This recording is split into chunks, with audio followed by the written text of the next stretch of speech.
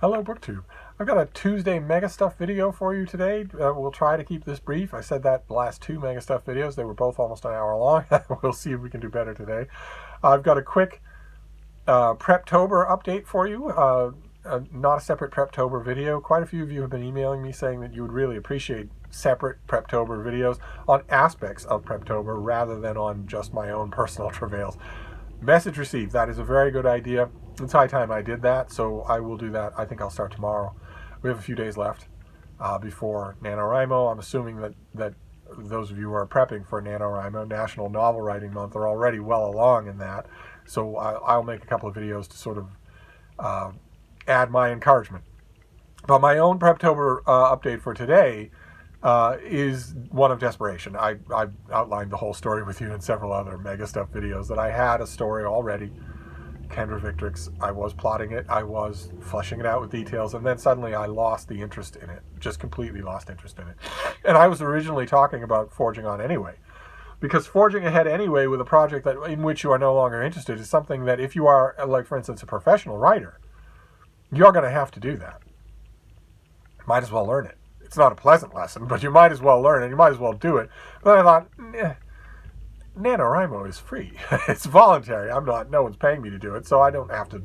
I already know how to do that. I already know how to shoulder on with a project that I don't want to do. I don't need to be sadomasochistic about it. So I dropped Kendra Victrix, and I thought, okay, well, you know, what happens if you fall out of love with your backup idea? At the Eliot Annex, story about Boston intellectuals, poets, historians, novelists, working at a fictional annex of the Boston Public Library, and suddenly gelling into a kind of creative fellowship that helps all their work and renovates their personal and creative lives. And I thought, well, okay, if you start to put flesh on those bones, what happens if you fall out of love with that too? Then you've got no backup story and you've wasted all that time.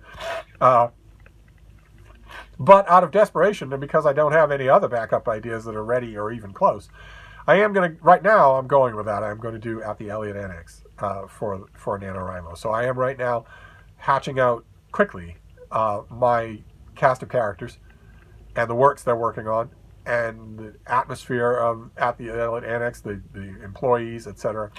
And then I will go from there. I'm going to do quite a bit of that work tonight, and I'm just hoping that any modicum of interest stays present. Otherwise, this is going to be a NaNoWriMo for the nightmare. So we shall see. I will keep you updated. But in the meantime, aside from that brief update, I have no others except mail. I got, for instance, another copy of the Vineyard Gazette. This is the look at how lovely that is. A broadsheet newspaper out of the vineyard that has gardening and outdoor columns, bird watching columns in the back, and lots and lots of obituaries, and local island news.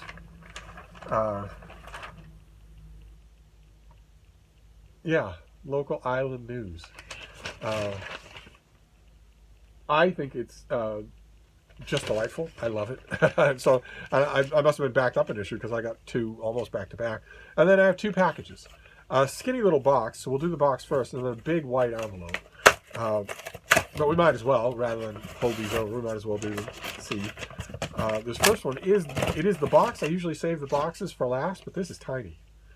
Oh no. Oh my. What on earth? Oh, this doesn't belong to me. This is clearly going to go to someone else. This comes out in early November. And it is a tiny little thing, very nice. It's Digging Deeper, How Archaeology Works by Eric Klein. Can you see that? Can you see that? Do you have the lighting there to see that? Digging Deeper, How Archaeology Works. So at the very least, if I'm not going to ship this to England to Sean Standfast, it at least goes on the pile to Mark Richardson. From the best-selling author of 1177 BC comes the accessible primer to the archaeologist's craft. Here, the author explores the art of the dig. An archaeologist with more than 30 seasons of excavation experience, Klein has conducted field work around the world, from Greece to Crete to Egypt, Israel, and Jordan. In this book, he answers questions archaeologists are most frequently asked, such as, how do you know where to dig? How are excavations actually done? How do you know how old something is? Who gets to keep what is found? How do you know what people from the past ate, wore, and looked like? Adapted from Klein's acclaimed book, Three Stones Make a Wall. Oh, I thought I knew this author. I reviewed Three Stones Make a Wall. Oh, so this is adapted from that. Okay. This is the basic procedural stuff from Three Stones Make a Wall. Maybe minus a lot of his personal anecdotes. I will, again, try to remember to link my review of Three Stones Make a Wall down below. This lively little volume is brimming with insights and practical advice about how archaeology really works. Whether you are an armchair archaeologist or embarking on your first excavation, digging deeper is an essential primer. Fantastic. Fantastic. Okay. All right. We're going to have to see what its precise relationship is to Three Stones Make a Wall. That's fantastic. All right. So we have something very tiny, and then we have a big white envelope here, and this will be something big. Probably a finished copy. It's got a bit of weight to it. Oh, fantastic. Okay, great. Great. I was waiting for this. In fact, I had the advanced copy out on the work shelf, figuring, okay, well, if I don't get this, I'm just going to review it from the advanced copy. But here's the finished copy of Chris Gosden's book, Magic. A history from alchemy to witchcraft, from the Ice Age to the present. And here we have, oh my God, just blurb after blurb after blurb. Good Lord. An Oxford professor of archaeology explores the unique history of magic, the oldest and most neglected strand of human behavior, and its resurgence today. Okay, so this comes out also in November, yes? Yes, this also comes out in early November. And we saw this already on this channel, and I raised a few eyebrows when I got it originally by saying that the study of magic is absolutely fascinating. It is a branch of human inquiry that doesn't get the attention it deserves. But the thing that raised eyebrows on that first unboxing of the advanced copy of this book is my contention that, of course, magic itself is not real. This is a human preoccupation with something that isn't real. So this is not a history of magic in terms of what kind of sorcery they did in Atlantis or Ur of the Chaldees. This is a history of a delusion or a con. Magic has always been one of those two things, or both at the same time, but it has never been real. Okay? I'll have to see how much of a distinction that needs to be made in a review of this book. But that is great. So I have a finished copy of Magic. Boy, oh boy. Mark Richardson and Jason Harrigan could not be more present in this mail haul than they are right here.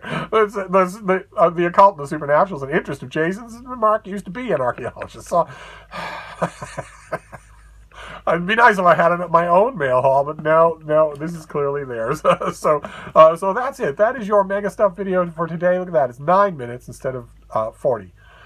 Great.